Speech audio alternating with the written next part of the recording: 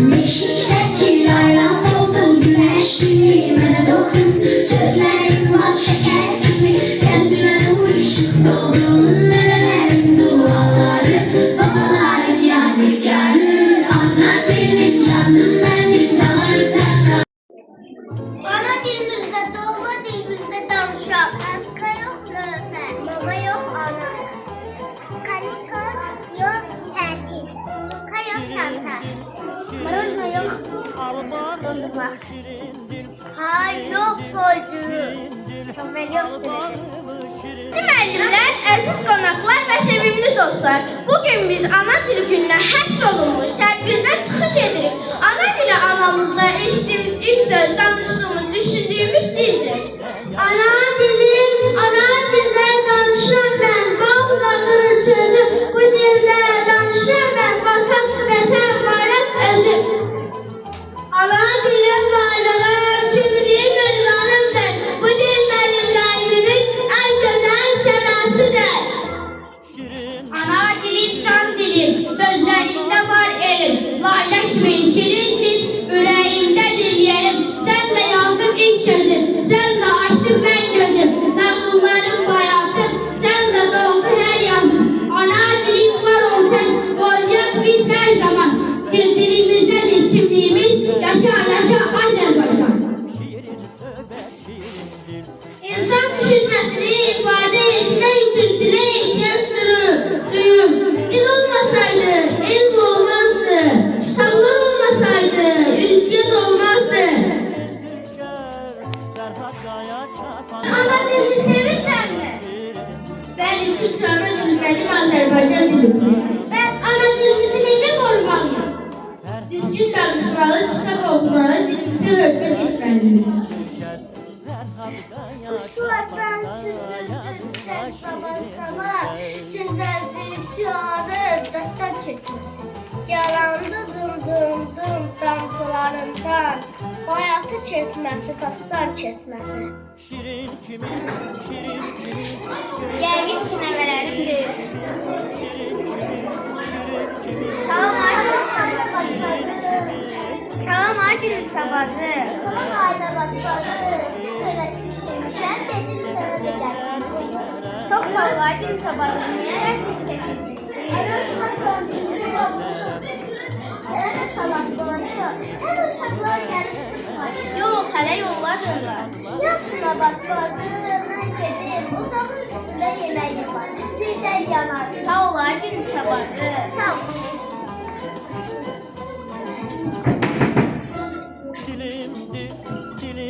Vay görüşü gelir. Havayı.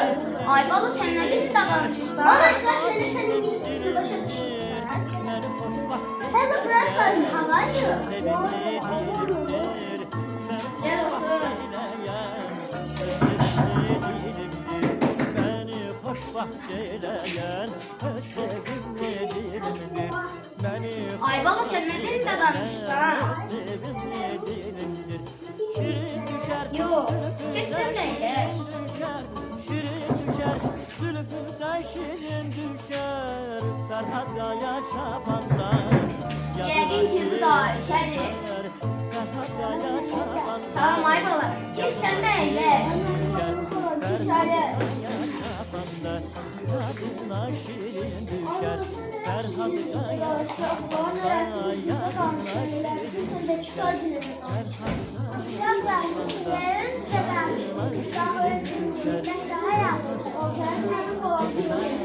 Düzdür o sizin bizim anladığımız olarak öldüreceğim birinci günleri.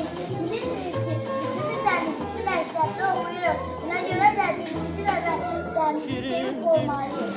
Benim oğlum var. Bizim kahramanlarımız gibi olmak için öz canlarından keçirler. Eğer bu ülkenin öz yaşamak istedikleri de var olacak. 21 fevral Beynəlxalq Ana Dili Günü münasibətilə bütün uşaqları təbrik edirik. Azərbaycan mənim elim, Azərbaycan mənim dilim, doğransam da dilim. Ana dilim ölən deyil, başqa dilə dönən deyil. Namusda bir